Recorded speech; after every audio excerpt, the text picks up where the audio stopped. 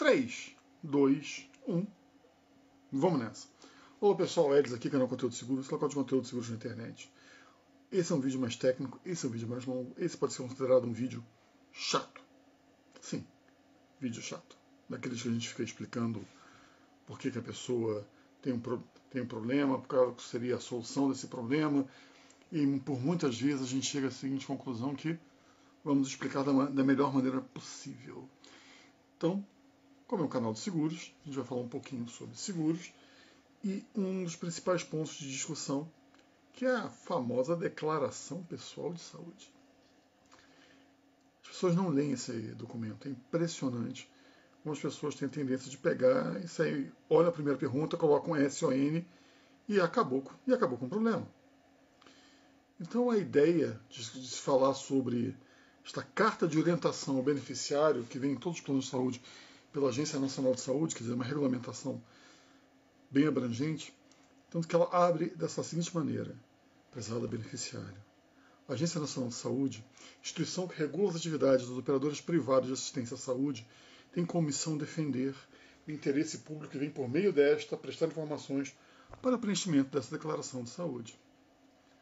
As pessoas acham chato, mas lembra que nos últimos anos os contratos e as apólices de seguro de saúde começaram a ficar mais ajustados, elas ficaram um pouco mais complicados, porque você tem que ter uma coisa chamada gestão de risco. E quando você pega um plano de saúde, você faz gestão de risco, você faz transferência de risco. Então, você precisa exatamente, esse é o ponto que você faz o eventual ajuste de risco. Então vamos falar um pouquinho sobre ele. Primeira coisa, se você não quer ler nada de um contrato, quer assinar sem ler, é um problema sério que você está se enganando em alguma coisa. Segunda coisa, plano de saúde é caro à beça. Muita gente considera isso bitributação no momento que ele já paga em INSS.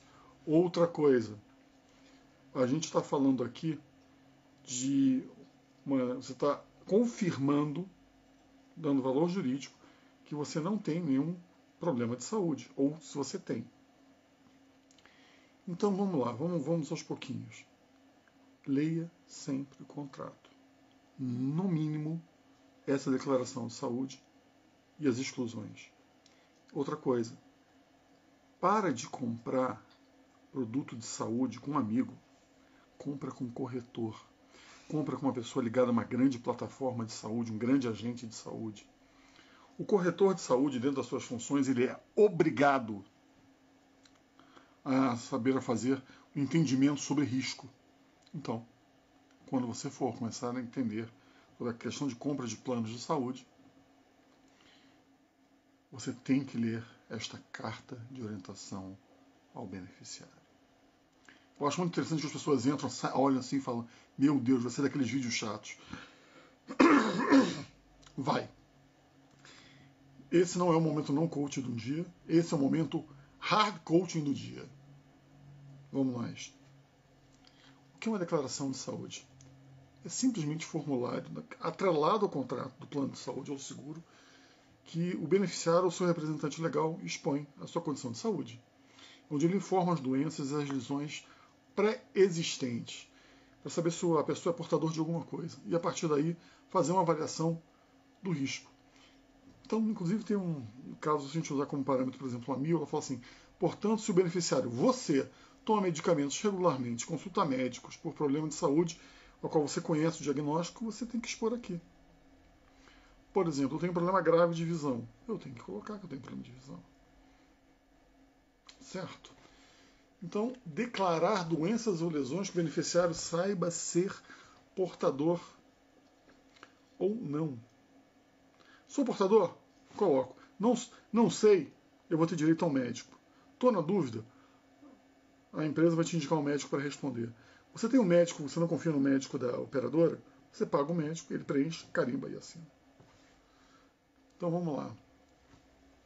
Toda operadora ela pode oferecer uma coisa chamada CPT, que é cobertura parcial temporária, que pode oferecer uma coisa chamada agravo, que é exatamente o ajuste do risco. E uma coisa chamada PAC, adoro essas siglas, assim que todo mundo acaba passando por cima por causa delas, que é o procedimento de alta complexidade. Tomografia, ressonância, endoscopia, esse tipo de coisa. Exclusivamente relacionados à doença ou lesão declarada até 24 meses contato de assinatura do contrato. Eu tenho 58 anos. Se eu tive alguma coisa quando eu tinha 40 anos, é uma situação. Se eu tenho 58 e fiz um negócio ano passado de alta complexidade, eu tenho que explicar aqui.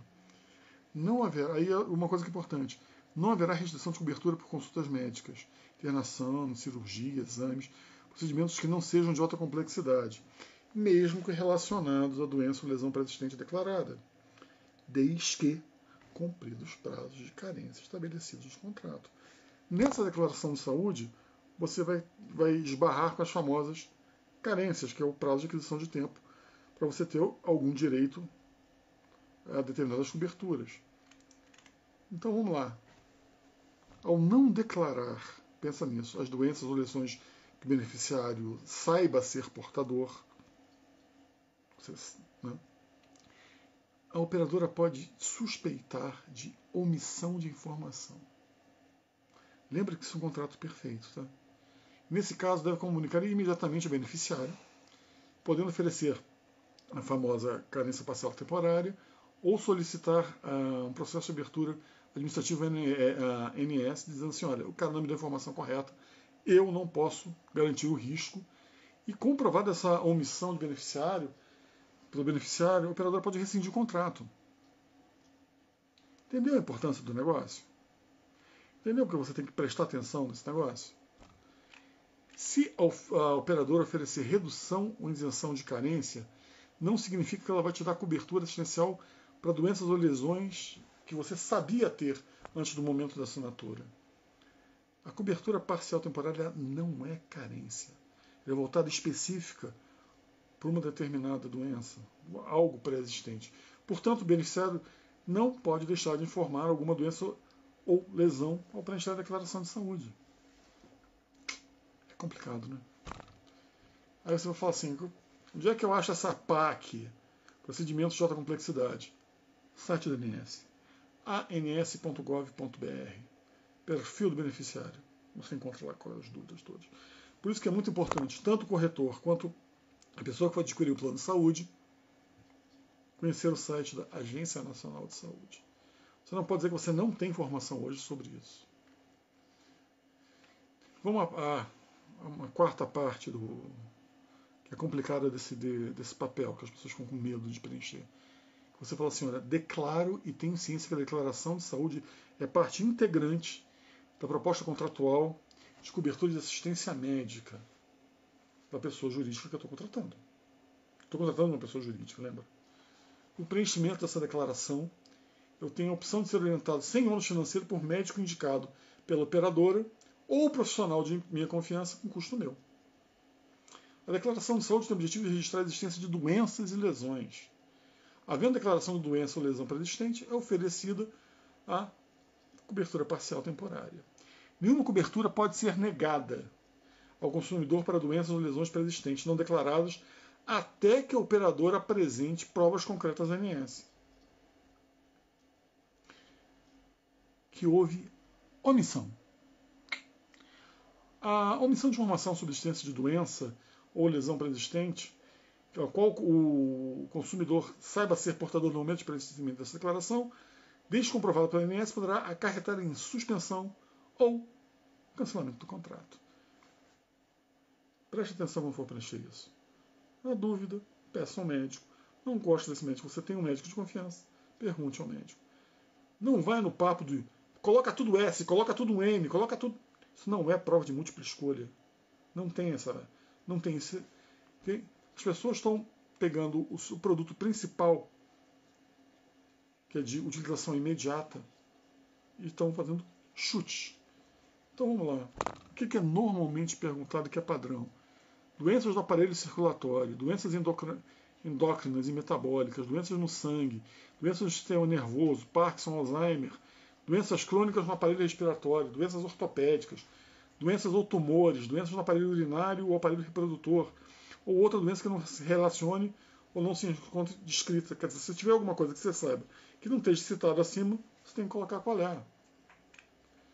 Aí depois, o que eles pedem? Para quando aconteceu, para saber se há uma relevância para que a equipe médica deles possa avaliar o risco correto a lhe ser atribuído. Você pegou a sua saúde e você terceirizou a sua saúde. Esse é o principal ponto. Então, outra coisa. Hoje existe entrevista qualificada. E cada vez mais, essa entrevista antigamente era uma a cada 10, a cada 15, agora a cada 5, a cada 3. Dependendo da faixa etária, todas são. Principalmente acima de 59 anos. Todas têm entrevista qualificada. Quando você tem uma criança, também. Então, declara que foram oferecidas as opções de entrevista ou não. Declara que foi orientado pelo médico credenciado ou não. Declara que foi orientado por um médico particular. O médico assina e você segue em frente. Então, voltando aqui. Declaração de pessoal de saúde. Declaração pessoal. Entre você e o médico da operadora, que vai calcular o seu risco e confirmar o valor pago por tabela. Isso não é para ficar zanzando por ninguém. Isso não pode ser utilizado por mais ninguém. E muito menos para criar outro produto para ser oferecido para você. Então, Hélios aqui da Bucólica Petrópolis. Compartilha, dá like, me ajuda a fazer crescer esse canal. Nesse vídeo que foi extremamente técnico, mas necessário sobre declaração pessoal de saúde. Obrigado ao pessoal que entrou e saiu o mais rápido possível. E me deixa ser seu corretor de seguros. Abraço.